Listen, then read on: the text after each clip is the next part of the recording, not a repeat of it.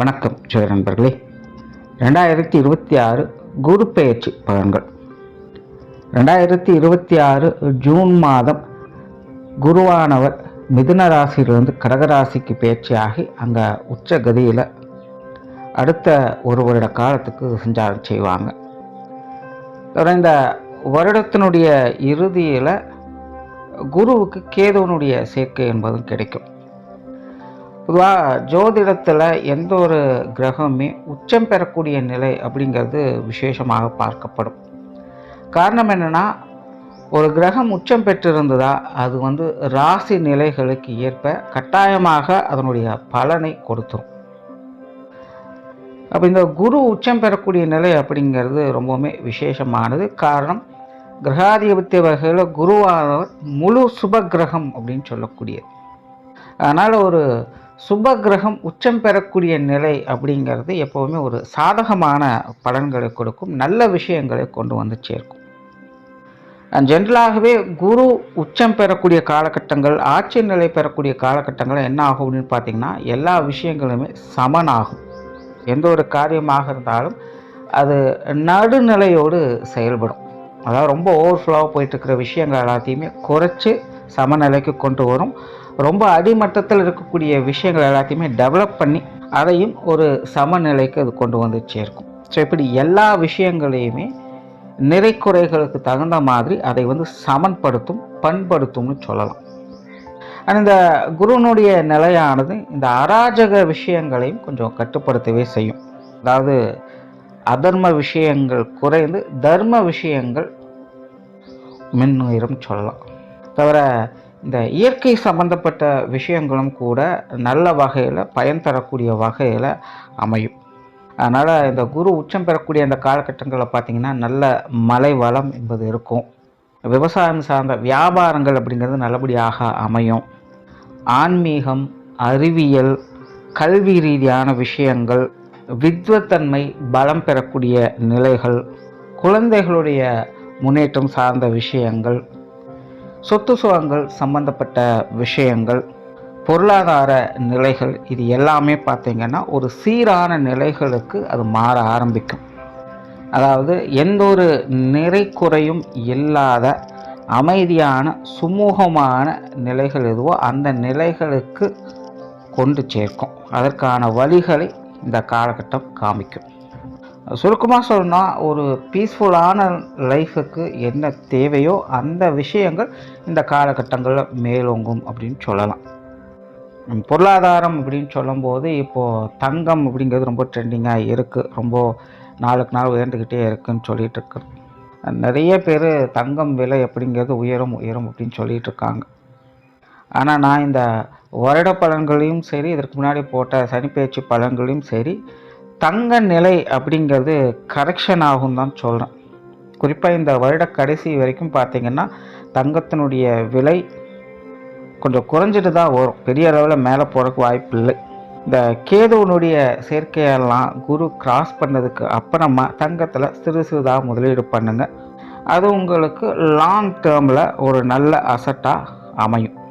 இப்போதைய நிலையில் வெயிட் பண்ணுறது தான் நல்லது. அதைத்தான் கிரகங்கள் சொல்லுது. ஸோ பொதுவான வகையில் இந்த குருவனுடைய அமைப்பானது எல்லா விஷயங்களையுமே ஒரு சமச்சீரான வகையில் செயல்படும்னு சொல்லலாம்.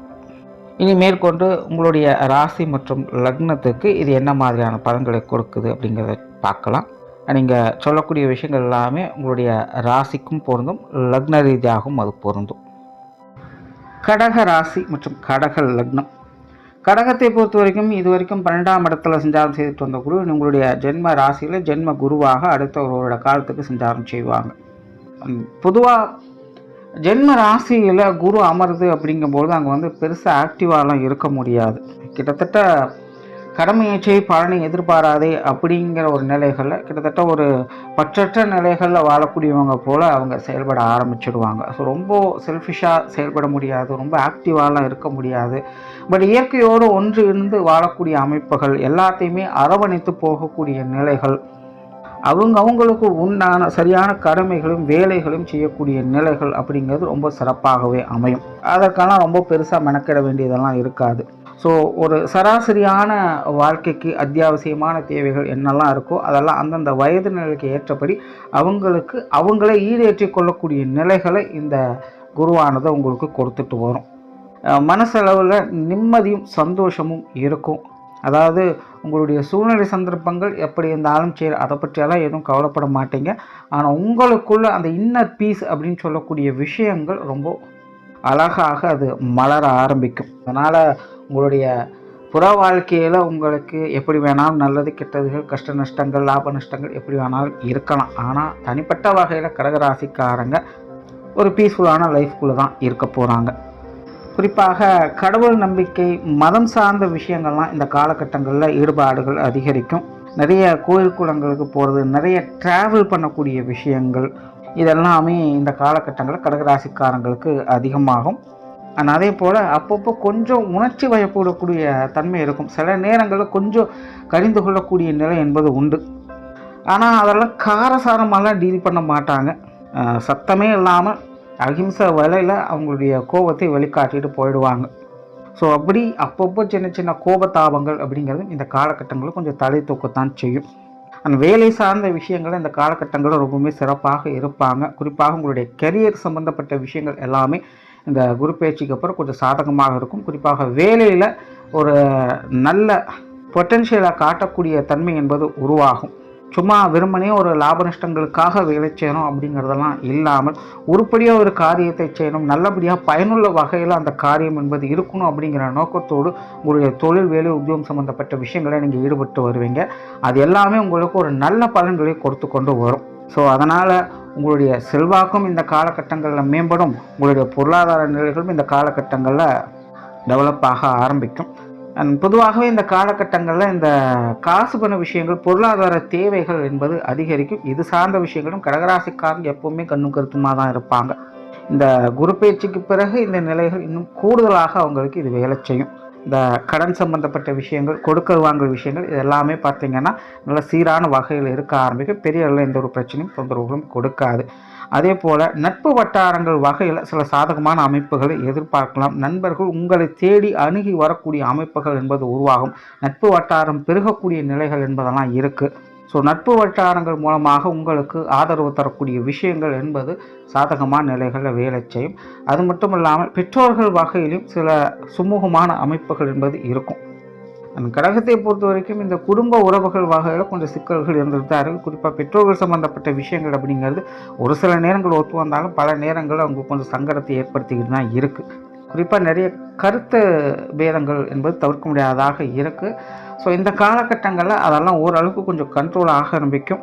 பெற்றோர்கள் அப்பப்போ உங்களுக்கு கொஞ்சம் சப்போர்ட்ஃபுல்லாக இருந்துட்டு வருவாங்க. குடும்ப விஷயங்கள், காரியங்கள் என்பது இந்த காலகட்டங்களில் கொஞ்சம் ஸ்ட்ரகிளாக தான் இருக்கும். ஆல்ரெடி கடகராசியை பொறுத்த வரைக்கும் கடக லக்னத்துக்கும் கூட சமீப காலத்தில் எல்லா விஷயங்களும் ஓகே தான். ஆனால் குடும்ப விஷயங்கள், காரியங்கள் அப்படிங்கும் பொழுது வெளியே பார்க்குறதுக்கு என்னமோ ஓகே தான் பாருங்க. ஆனால் உள்ளுக்குள்ளே நாங்கள் படுற கஷ்டம் எங்களுக்கு தான் தெரியும் அப்படின்னு சொல்கிற மாதிரி தான் இருக்கும். ஸோ அந்த நிலை கொஞ்சம் தொடர்கதையாகத்தான் இருக்குது. அதிலலாம் பெருசாக மாற்றம் என்பது இருக்காது. ஆனாலும் ராசியில் வரக்கூடிய குரு அதை எல்லாத்தையும் எப்படி சமாளித்து கொண்டு போகணும் அப்படிங்கிற மதிநுட்பத்தை கொடுப்பாங்க. அதனால் அந்த குடும்ப விஷயங்கள், காரியங்கள் பெரிய பாதிப்புகள் இல்லாமல் ஒரு சுமூகமான மாற்றங்களை இந்த காலகட்டங்களில் பார்த்து வருவீங்க. கணவன் மனைவி உறவுகள், குழந்தைகள் சம்பந்தப்பட்ட விஷயங்கள் இதெல்லாமே இந்த காலகட்டங்கள் ரொம்ப சாதகமாக இருக்குது. திருமண அமைப்புகள், புத்திரபாக்கிய அமைப்புகள் போன்ற விஷயங்கள்லாம் கடகராசி, கடக லக்னத்துக்கு ரொம்பவுமே சிறப்பான வகையில் கை கொடுத்து உதவும். காதல் சம்பந்தப்பட்ட விஷயங்கள் கூட இந்த காலகட்டங்களில் உங்களுக்கு நல்லபடியாகத்தான் இருக்கும்.